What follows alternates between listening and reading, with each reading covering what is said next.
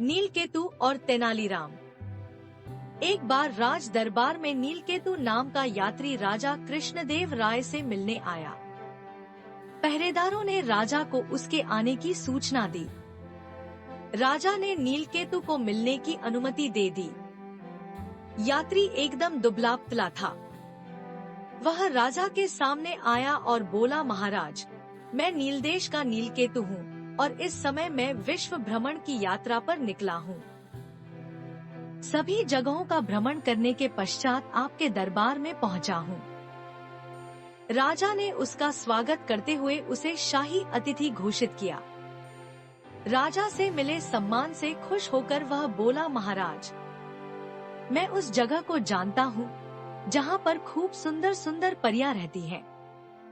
मैं अपनी जादुई शक्ति से उन्हें यहाँ बुला सकता हूँ। नीलकेतु की बात सुन राजा खुश होकर बोले, इसके लिए मुझे क्या करना चाहिए?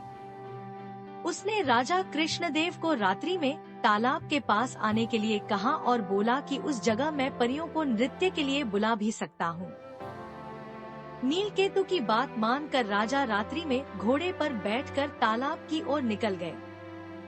तालाब के किनारे पहुंचने पर पुराने किले के पास नीलकेतु ने राजा कृष्णदेव का स्वागत किया और बोला, महाराज, मैंने सारी व्यवस्था कर दी है।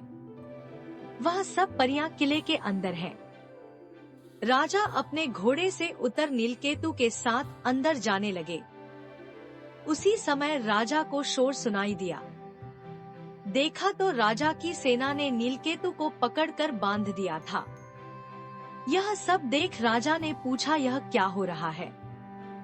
तभी किले के अंदर से तेनालीराम बाहर निकलते हुए बोले, महाराज, मैं आपको बताता हूँ। तेनालीराम ने राजा को बताया, यह नीलकेतु एक रक्षा मंत्री है और महाराज, किले के अंदर कुछ भी नहीं है। यह नीलकेतु तो आपको जान से मारने की तैयारी कर रहा है। राजा ने तेनालीराम को अपनी रक्षा के लिए धन्यवाद दिया और कहा, तेनालीराम, यह बताओ, तुम्हें यह सब पता कैसे चला? तेनालीराम ने राजा को सच्चाई बताते हुए कहा, महाराज, आपके दरबार में जब नीलकेतु आया था तभी मैं समझ गया था।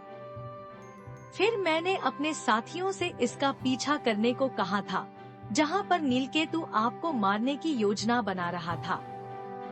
तेनालीराम की समझदारी पर राजा कृष्णदेव ने खुश होकर उन्हें धन्यवाद दिया।